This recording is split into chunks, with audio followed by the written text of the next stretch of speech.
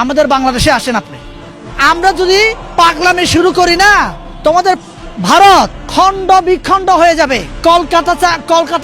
কলকাতা যারা আছে এরাও চাইবে আমাদেরকে নতুন রাষ্ট্র দাও। আপনাদের মণিপুরে মেইতে এবং কুকি এদেরকে আপনারা রক্ষা করতে পারছেন না তো। তাহলে নিজের দেশের লোকদেরকে রক্ষা করতে পারছো না, নিজের দেশের লোকদেরকে স্বাধীন দিতে পারছো না, শান্তিতে রাখতে পারতেছো না, আর আমার দেশে এসে নাক গলাও তোমরা।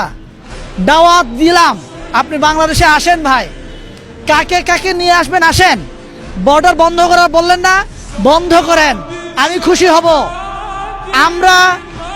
আমরা প্রয়োজনে মায়ানমার থেকে, প্রয়োজনে পাকিস্তান থেকে আমাদের যা লাগে আনবো। তারপরে তোমাদের পা আর চাটবো না আমরা। দিন শেষ, ওই দিন শেষ, তোমাদের পা চাটার দিন শেষ। সোনার বাংলাদেশ এখন, ঠিক আছে? হাসিনাকে ভাই তোমরা পাঠাও, হাসিনাকে বাংলাদেশে পাঠালে তোমাদের সম্পর্ক ভালো থাকবে, আদারওয়াইজ তোমাদের সাথে ভালো সম্পর্ক আর নাই। আমাদের বাংলাদেশের পটাকে তোমরা পোড়াবা না, তাহলে তোমাদের পটাকেও আমরা পোড়ানো শুরু করব।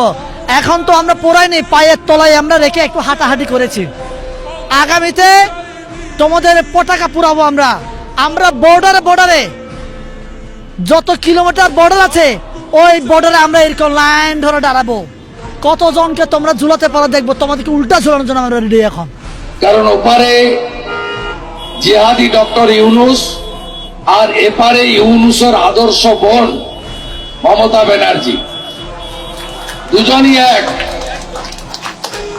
ওখানে মন্দির ভাঙছে আর ইনি দুর্গা মূর্তি ভাঙছেন। শুভেন্দু জলাতঙ্ক হয়েছে কেন জানেন? শুভেন্দুর জলাতঙ্ক পাগলামি বেশি বেড়ে গেছে, এই জন্যই বললাম জলাতঙ্ক হয়েছে।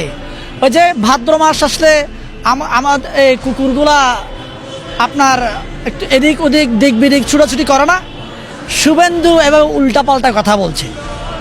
এখন আমাদের বাংলাদেশে যে ডক্টর ইউনুস আছেন, ওনার মতো বিজ্ঞ এবং বিচক্ষণ পৃথিবীতে আরো তিনজন দেখান আপনি আমাকে। এরকম যদি